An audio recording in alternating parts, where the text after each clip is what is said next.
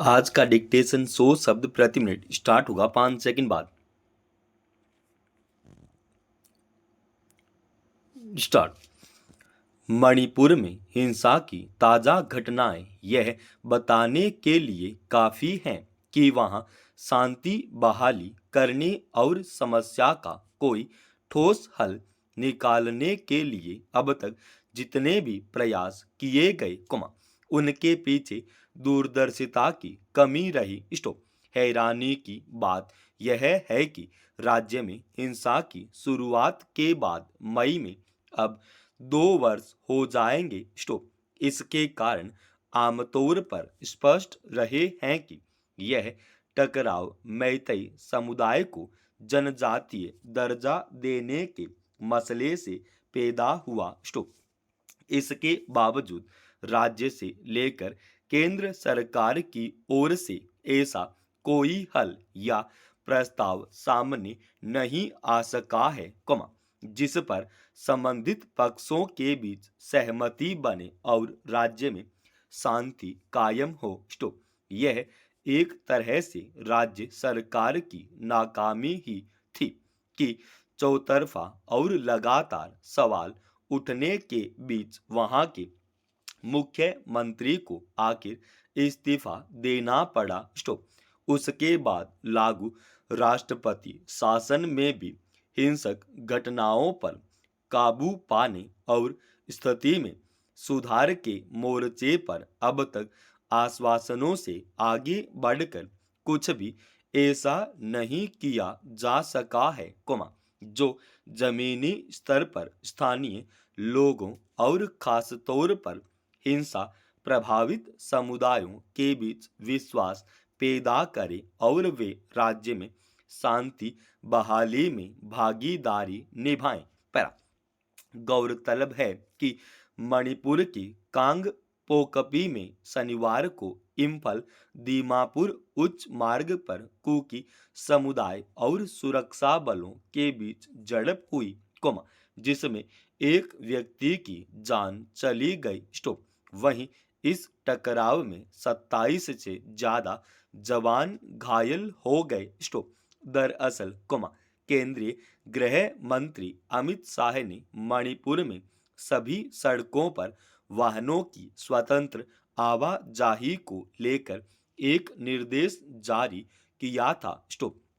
राज्य में सबसे ज्यादा प्रभावित समुदाय के स्थानीय लोगों ने निर्देश का व्यापक विरोध किया, जिसके बाद तनाव बढ़ गया और अब फिर अराजकता की स्थिति में कांगपोकपी में कई इलाकों में कर्फ्यू लगाने की नौबत आई। स्टॉप। यह स्थिति तब है, जब मुख्यमंत्री के इस्तीफे के बाद वहां राष्ट्रपति शासन लगा दिया गया है, वहां के राज्यपाल ने उपद्रवियों से सभी लूटे गए हथियार जमा करने को कहा है। स्टॉप। अब तक 500 से ज्यादा हथियार जमा भी किए जा चुके हैं। स्टॉप। मगर यह साफ है कि हिंसा को थामने और उससे भी ज्यादा समस्या के हल के लिए कुछ भी ऐसा ठोस नहीं किया गया है, जिससे स्थायी रूप से शांति कायम रखने का कोई रास्ता निकले। स्टॉप। पैरा। सही है कि सड़कों पर बेरोकटोक आवाजाही सुनिश्चित करना स्थिति को सामान्य बनाने में एक सहायक कदम हो सकता है। पैरा। लंबे समय से राज्य में जारी हिंसा के बीच संभवतः वहां के सभी प्रभावित लोग और समुदाय शांति की उम्मीद में होंगे। स्टॉप। लेकिन यह भी ध्यान रखने की जरूरत है कि अगर यह समस्या के मूल कारणों को दूर किए बिना सतह पर कुछ किया जाता है, तो इसके नतीजे अनुकूल नहीं भी आ सकते हैं। स्टॉप। ताजा हिंसा के बाद स्थानीय कुकी संगठनों की ओर से जैसी प्रतिक्रिया आई है, वह इसी का उदाहरण है। स्टॉप। कुकी समुदाय का प्रतिनिधित्व करने वाले एक संगठन की ओर यह कहा गया कि वे शांति का समर्थन करते हैं, लेकिन इस तरह के उपायों से नाराजगी और संघर्ष की स्थिति पैदा होगी।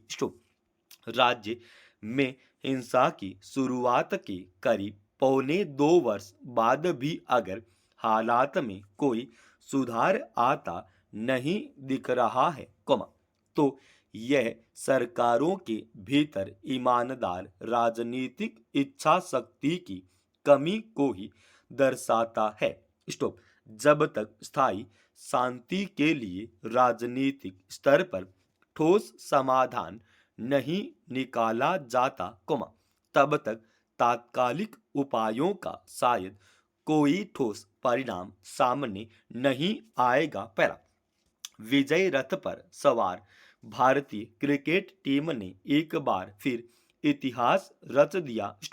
न्यूजीलैंड को हराकर उसने जो खिताब हासिल किया, वह एक बार फिर बेहद खास उपलब्धि है।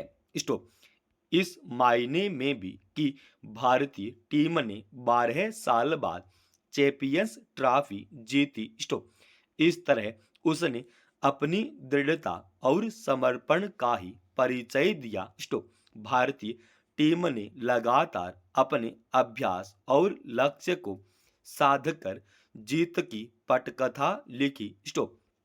आईसीसी चैंपियंस खिताब हासिल करने के लिए हमारे जांबाज खिलाड़ियों ने जिस जोश और लगन के साथ मैदान में प्रदर्शन किया, उस पर हर देशवासी को गर्व है।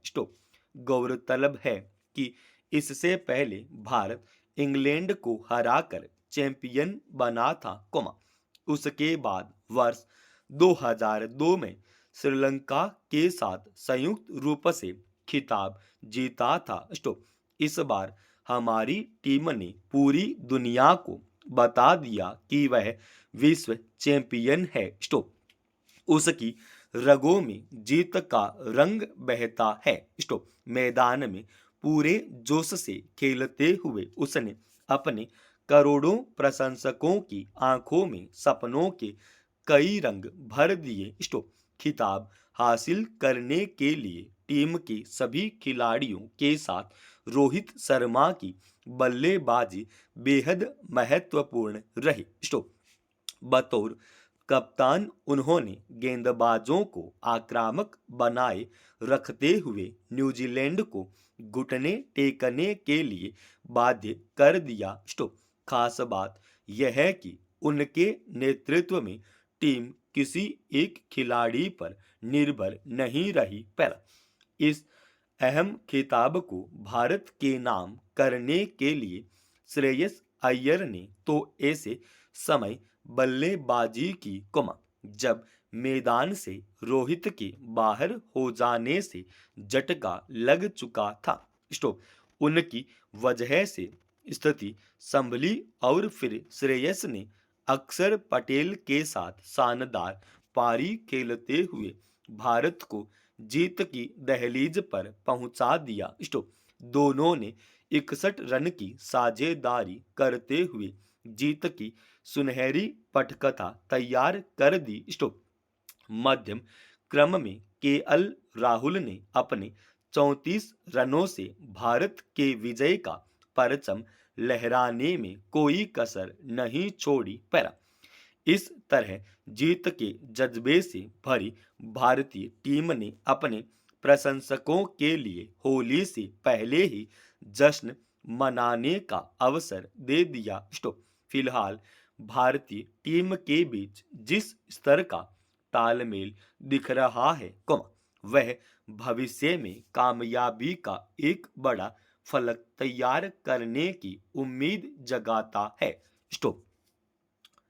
दोस्तों, रोजाना ऐसे एडवांस डिक्टेशन के लिए इस चैनल को आप अभी सब्सक्राइब कीजिएगा और आज के इस डिक्टेशन का पीडीएफ फाइल हमने हमारे Telegram channel study with HP Swami पे डाल दिया है।